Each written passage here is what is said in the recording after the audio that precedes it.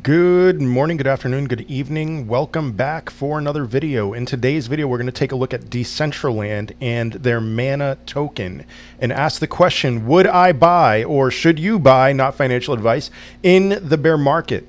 If you like this content, smash up that like button, subscribe to the channel, leave a comment in the comment section. And as always, you can see the full list. This is installment 32 of 1001. You can see the full list in the description of this video. So let's go ahead and ask this question. Would I buy Decentraland, aka mana, in the bear market? For me, this is a pretty simple yes, and it's just, we know what the metaverse is now, and we know that it's very early in the metaverse. And then we have this picture that it's been shown to us about what the metaverse could be, right? I mean, I think what most people think of when they think of the metaverse is Ready Player One. And you see, like, I would challenge you, go to Decentraland.org, either download the game or try to walk around the game, and then compare that to Ready Player One, and you'll see that we are quite lacking in the moment right now, but we have a picture of what it could be. And the question is, will we get there? And I would think at some point, yes, we will get there. I don't know if it's going to look exactly like Ready Player One, but we will get to a situation similar to it where there is a large group of people in the world who are connected online, on the blockchain, whatever it may be, and the experience is more like real life than it is right now. That is the future of metaverse. And so we are so early on this that the potential for growth in this sphere is enormous. And so let's take a look at Decentraland as it is right now. I'm just going to exit this window. I'm sure it's slowing down my computer. I'm not a huge computer guy, but this is the map. This is what the map looks like, at least on my computer. Here's Genesis Plaza. This is where, if you were to enter into Decentraland, that you would spawn in Genesis Plaza, and then you can see the map here. I know it doesn't look really all that interesting looking at it right now, but these green parts are the ones that are for sale. And let me click here. So what I found, the cheapest piece of land that you could find right now is about 3,000 mana. And so what's the price of mana right now? It is right here, $1.06. So about a little over $3,000 is the cheapest plot of land. There's 90,600 plots of land available, and not all of them are for sale, but in Decentraland there are 9,600 or so plots of land, and the cheapest one you could get is 3,000 mana, about $3,000. So that's about the equivalent. I mean, if you picture like an NFT that had 90,000 of that NFT available, and the cheapest one would be, a little under 2 ETH, that's what we're looking at right here as we're looking at Decentraland. Now, as far as the token, there's so many directions that I could go here. Let me take a look at this page, Masari.io. It is a treasure trove of information. We have an all-time high of $5.84 on November 25th, 2021. If you remember what happened around that time, Facebook announced that they were changing their name to Meta, and that by all appearances, they're going to be a major player in the metaverse. I wouldn't be surprised by that. I mean, they already have the Oculus goggles, and I've never used it, so forgive me if I'm butchering this, but when we think of Ready Player One, for instance, we picture the Oculus, right? Or something similar to it. So a peak of $5.84, a low for this cycle of 61 cents. So it almost got down about 90%, but it's currently up from that low about 74%. So at $1.06 right now. The distance from its peak is at an encouraging point, because will Decentraland put in a higher high next cycle? I would think that it's very likely that would be the case. So from here, you're looking at back to its all-time high, more than a 5x, but a higher high could certainly do much better. Let's see what else here. There are some metrics that I wanted to look at. So price $1.06, market cap a little under $2 billion, all-time high date, we saw that. down from cycle high 81.8% as of today, up from cycle low about 74%. We'll see. You might be able to find a better opportunity to buy this in the future. Altcoins have at the very least had something like a dead cat bounce from their lows on the day that I'm making this, August 6th. But we'll see. Maybe those were the cycle lows, and you already missed your opportunity.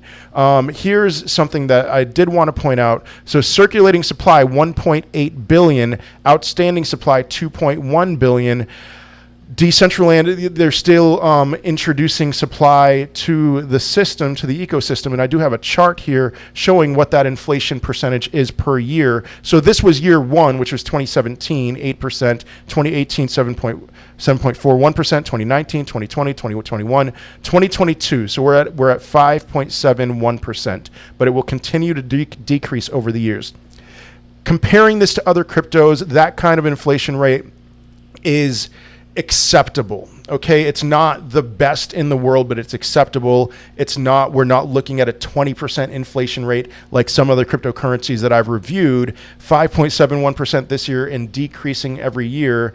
That sounds fine. So tokenomics seems fine, but really the big thing is just the potential for growth. And I am, for next cycle, even the cycles beyond that, I'm just bullish on metaverse. I mean, I already talked about the difference between now and what we're going to see in the future. I would say likely in most of our lifetimes, if not all of our lifetimes, if we live to be old men and women, But even this, I mean, Goldman Sachs sees the metaverse as an $8 trillion opportunity. Now, what are we talking about here? Because it's not difficult to say, oh yeah, one day the metaverse is going to be an $8 trillion opportunity. And then you've even got to divide that up into different sectors. Is that all blockchain, or is it something else, some other thing that the metaverse exists in? I mean, for me, on the blockchain, it makes sense, given the immutability, the lack of corruptibility of the blockchain, but you never know. And then who is going to be getting the biggest pieces of this pie? These are all questions that we need to ask. And so I want to ask these questions, some questions, and I want to answer it. Here is what we have as metaverse cryptocurrencies right now. Now, this isn't a perfect list because I don't think of HBAR as metaverse. I don't quite think of Elrond as metaverse, but some other ones here, Engine for sure, Axie Infinity, Gala, we could go on. But this is the metaverse market cap, total top cryptocurrency cryptos as of right now, and the total market cap is much smaller than 8 trillion.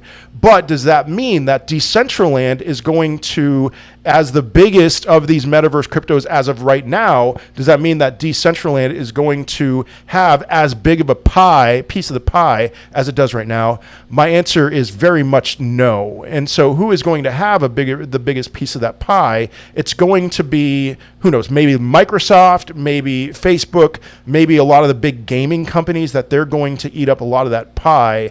And so I don't think that Decentraland and the sandbox, I'm going to talk about the sandbox soon here, that these cryptocurrencies are going to, and these metaverses are going to have the biggest pieces of the pie. But I do think that their piece of the pie is going to be bigger than what we're seeing right now at about a $2 billion market cap. I think that one day, if and when the metaverse, I would say that this is interim.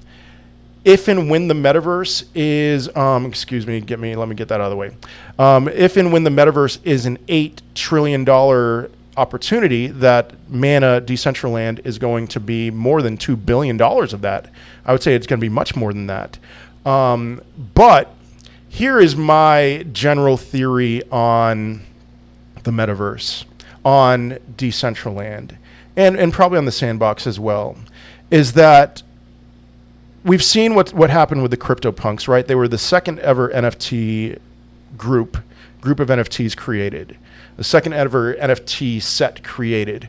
And so I have been on record saying that I think that even though a lot of NFTs are going to go to zero, that we're going to see like 99+% of them go to zero very soon, like very, very soon, that the CryptoPunks and probably the Bored Apes are going to last because of the fact that I would compare the CryptoPunks one day to being like an Honus Wagner baseball card. You know what I'm talking about? I mean, I just read an article yesterday. An Honus Wagner baseball card graded 3 out of 10 sold for something like $7.5 million.